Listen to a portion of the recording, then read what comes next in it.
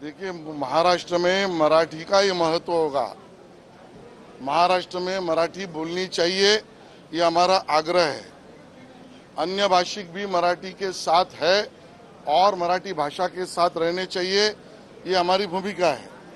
लेकिन अमराठी व्यक्ति या अमराठी भाषा को अपमानित करना, दंडित करना या मार पिटाई करना, ये भाजपा को मान्य नहीं। कानून सुव्यवस्था चलते समय ऐसे व्यक्तियों पर कारवाई होनी चाहिए, हमारी मांग है। में अभी तक नाही, त्याच्यामध्ये कायद्याचं पूर्णपणे पालन केलं जाईल। कायद्यामध्ये ज्या तरतुदी आहेत त्यानुसार कारवाई केली जाईल। परंतु एक गोष्ट मात्र पुन्हा एकदा मी सांगेन की महाराष्ट्रामध्ये मराठी ही बोलली गेली पाहिजे, परंतु हा ॲटिट्यूड चालणार नाही की आम्ही मराठी बोलणारच नाही, असं देखील ॲटिट्यूड चालणार नाही। मराठी येत नसेल तर आपण नम्रपणे देखील सांगू शकता, प्रयत्न करतो आम्ही, अशा पद्धतीने बोलू शकतात।